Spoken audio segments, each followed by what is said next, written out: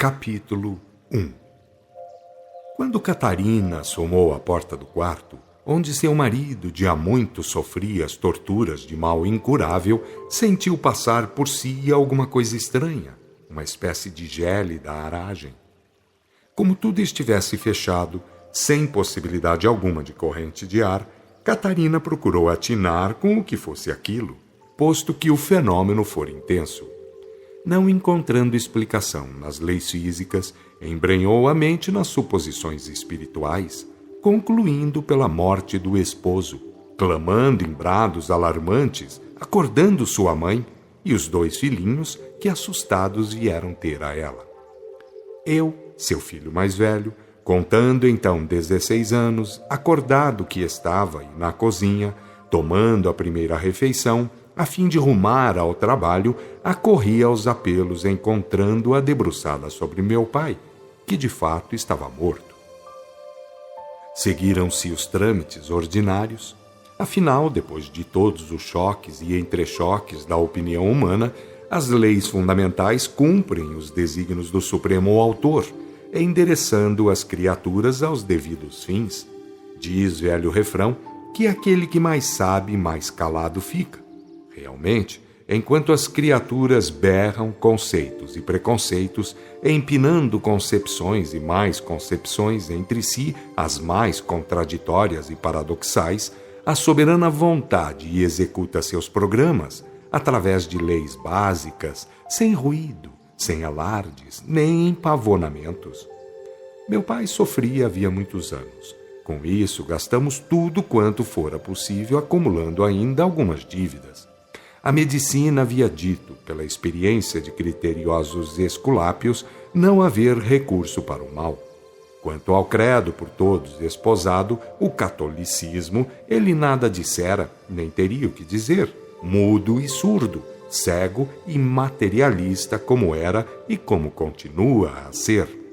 A única pessoa inquirida por minha mãe e que lhe dissera estar tudo perdido fora uma senhora benzedeira, muito acatada pelo povo, mas bastante atacada pelo pároco, que a tinha em conta de feiticeira. Após a tempestade, a cruenta movimentação telúrica tinha de vir a bonança, e a bonança veio, lenta e segura, até que terminamos por achar bem feita a obra de Deus, comparando as torturas e os inúteis esforços de antanho com as pazes feitas junto às noites bem dormidas e os dias de paz e trabalho, concordamos com a sabedoria suprema. Foram 4 anos e meio de rotina pacífica, apenas curtindo saudades imensas, lanços de pranto, porque meu pai fora um homem bom, humanamente bom. O exemplo que dera durante a enfermidade infundira profundo respeito. Sua paciência parecia não ter limites. Quando alguém lhe exaltava a condição de sujeição ao mal, ele invariavelmente respondia: tenho certeza de que a alma é imortal, portanto, além dos critérios humanos, acima dos recursos da medicina, pairam os desígnios de Deus. Se a morte for total, terei ganho a vantagem do homem decente, daquele que não escandaliza nem mesmo o sofrimento. E se a morte for aparente, continuando a viver o espírito, então receberei de Deus a recompensa de filho obediente. Além destas cogitações, é necessário lembrar que podem existir outros motivos para a vida e suas consequências, motivos que eu por ora desconheço, porém motivos que não serão ignorados por Deus. Por tudo isso, basta-me ser paciente, aguardando pelo que vier, quando e como Deus o queira. A última vez que assim falou, foi a resposta dada ao farmacêutico, havendo este retorquido cheio de dúvidas. É filosofia que serve, mas quem sabe, se ao menos as almas voltassem? Meu pai, que era assíduo leitor da Bíblia, respondeu-lhe: é disso que a Escritura está cheia, não? O senhor Juvelino fez um esgar, balbuciando a meio tom. Ora, a Bíblia. Dúvidas? Perguntou-lhe meu pai. Ele encolheu os ombros, emendando: entre 2 erros, prefiro ficar com o menor. Se a Bíblia é verdadeira, onde estão aqueles grandes avisos do céu? Onde foram parar os anjos, os espíritos, tudo quanto ela diz que acontecia naqueles tempos? Prefiro que minta a Escritura antes que eu o faça, compreende? Porque eu vivo do melhor modo, procurando fazer o bem, evitando todo e qualquer mal. Meu pai atalhou: Jesus não falhará, Jesus não falhará. O farmacêutico acrescentou evasivo: Talvez, Bonifácio, de tudo aquilo só resta a idolatria e a exploração humana. Se Jesus teve por missão fazer isso que anda por aí, que é a continuação de tudo aquilo que de formalismos, idolatrias e explorações já havia antes, creio que ele foi apenas um mártir da inconsciência, da própria inconsciência. Ou teriam adulterado a sua doutrina posteriormente? Se o fizeram, como se poderá saber e consertar a coisa? E mesmo que se venha a saber e a poder consertar, quantas gerações passaram e foram enganadas? Quem iria, depois de tudo isso, resgatar as legiões de ludibriados? Lembro-me de que a conversa por aí terminou, ficando ambos a meditar até o momento em que alguns parentes apareceram, tendo-se ido o farmacêutico, pensativo e triste, como quem deseja aquilo que não pode conseguir, a verdade reconfortante que se vislumbra ao longe e parece inatingível. Durante o velório, à noite, o Sr. Tristão, esse o sobrenome do farmacêutico, ao vir a mim para dar os pêsames, comentou: quero crer na imortalidade da alma, faço até algum esforço para isso. A questão é que não posso, não consigo. Quando morre alguém conhecido e amigo de tantos anos, como o seu pai, fico dias e dias a meditar, a cismar. Se é gente mais de perto ou do sangue, adoeço, vou parar na cama. Amargurado como estava, comentei-lhe, sentindo o peso da afirmativa: é certo, Sr. Tristão, fica-se com a alma congestionada, contrita a mais não poder. Hoje, por exemplo, parece-me ter a morte na garganta. Ele revidou de pronto: bem, não é a morte que me ataca e faz estrago, é a incerteza da religião, é a isenção de recursos práticos confirmativos da imortalidade que me faz mal. O ferreiro lida com o ferro e prova com fatos o que faz. A costureira não cobra por aquilo que não produz. Eu, como farmacêutico, por exemplo, troco o remédio e os meus serviços pelo dinheiro do freguês. E assim por diante. Normalmente a humanidade trabalha e reparte os benefícios que vive a cambiar. Com a religião, dá-se o contrário. Nada se prova e quem procura saber dos resultados é herético. Em minha simplicidade, e ferido em cheio pelo querido defunto ali presente, achei por bem ser apenas conformista. É real. Todavia, Sr. Tristão, Deus sabe o que faz, não é? Homem simples, usando sempre de franqueza para todos os efeitos, retrucou: pelo menos, Teodoro, Deus nada cobra nem dá opinião. Eu falo é dos que cobram e exigem respeitos exagerados pelo que fazem de salamaleques a título de religião ou de coisa válida perante Deus. Sabe que um dia destes, perguntando ao pároco a respeito de provas a dar, a fim de justificar as cobranças que faz e os respeitos que exige, deu-me ele como resposta o conselho de jamais fazer semelhante pergunta a quem quer que seja. Não acha você, menino, que é pedir muito pelo nada que prova? Ainda julgando estar certo, apresentei a minha sugestão. Devemos ter fé. Se ainda me lembro, Jesus pediu para termos fé. Em quem, Teodoro? Em Deus ou nos donos de religiões? Expus o meu pensamento com acanhamento evidente. Em Deus, em Jesus. Eu penso que deve ser assim. O farmacêutico abanou a cabeça, emitiu seu sorriso entre dentes, aventando.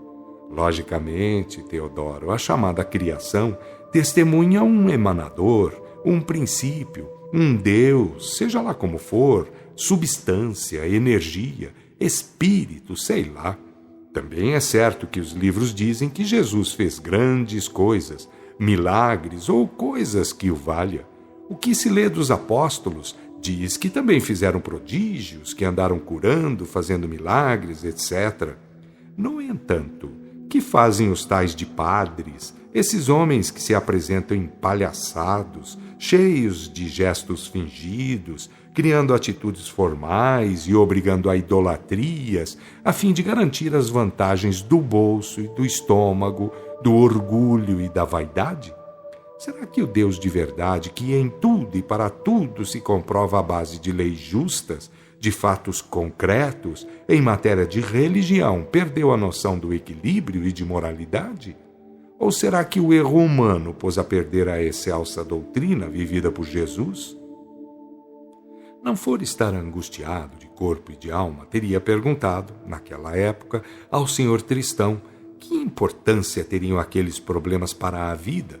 Afinal, tudo quanto eu sabia dava para pensar deste modo: crentes ou descrentes vivem e morrem. Todavia, naquele transe, estava contrito, cheio de temores e obrigações, motivo por que apenas aduzi. É isso mesmo, acho que o senhor tem razão.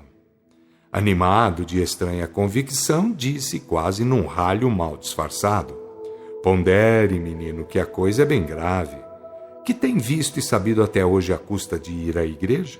Viu mais do que homens fantasiados, pedras e paus, gesso e barro, simulacros e rituais inventados por homens? É nisso que devia dar a doutrina de Jesus, segundo como rezam as Escrituras? Mas eu não sei que coisas rezam as Escrituras, senhor Tristão.